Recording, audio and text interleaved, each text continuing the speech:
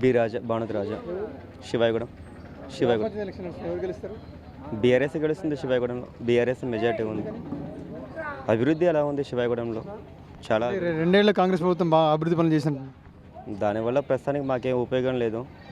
BRS ప్రభుత్వం ఉన్నప్పుడే కొంచెం చాలా రోడ్లు కానీ వీధి రేట్లు కానీ మా క్యాండిడేట్ చేగు ప్రదీప్ కానీ చేసిన పనులు చాలా అభివృద్ధి ఉన్నాయి. ప్రస్తుతం కాంగ్రెస్ ప్రభుత్వంలో మా ఊరికి వచ్చిన జీరో. వీధి రేట్లు కూడా సరిగ్గా లేవు. 6 గ్యారెంటీ పథకాలు అమలు చేసినట్టు చెప్తారు. మా ఊర్లో అయితే 1-2 అయినాయి. మాలాంటి వాళ్ళకైతే ఏం లేదు, జీరో,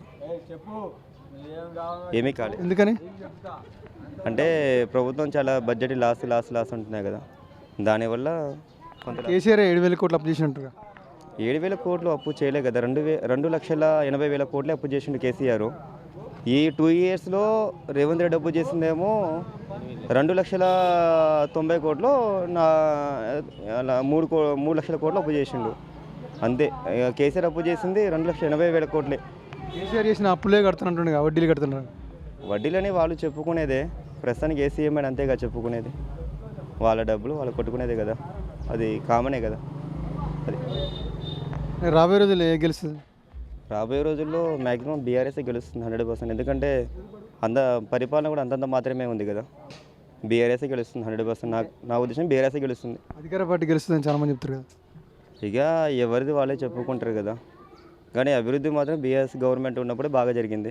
కాంగ్రెస్ గవర్నమెంట్ ఉన్నప్పుడు అంతంత మాత్రమే జరుగుతుంది, పెద్దగా అభివృద్ధి ఏమీ లేదు. ప్రస్తుతానికి అయితే బీఆర్ఎస్ గెలుస్తుంది. నా 100% బీఆర్ఎస్ కొట్టుకొని వస్తుంది. అన్ని గ్రామాల్లో బీఆర్ఎస్ కొట్టుకొని వస్తుంది. అంటే కేసీఆర్ అధికారం ఎమ్మెల్యే గెలిచి కూడా ఇంతవరకు అసెంబ్లీ రావట్లేదా?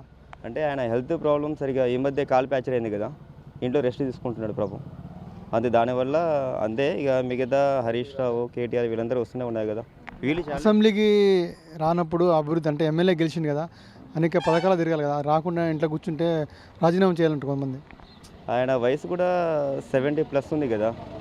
ఇక కాలు ప్యాచరు, పైగా కొంచెం హెల్త్ బాగోలేదు ఈ మధ్య కూడా. మీడియాకు మనం చూస్తూనే ఉన్నాము, పేపర్ చూస్తూనే ఉన్నాము. ఆయన హెల్త్ పరంగా రావట్లేదు. అంతేగాని ఒక్కసారి బయటకు వస్తూ ఉంటే మాత్రము జనాలు కానీ మీడియాలు కానీ ఎలా ఎగపడితే మనకు తెలుసు కదా, తెలిసిందే అది. దానివల్ల ఆయన హెల్త్ పరంగా రావట్లేదు అంతే.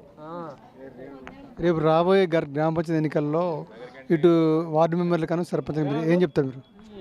మా శివాయిగూడెంలో అయితే 100% వార్డు మెంబర్లు కానీ సర్పంచ్ ఎలక్షన్లు కానీ బీఆర్ఎస్ గెలుస్తుంది.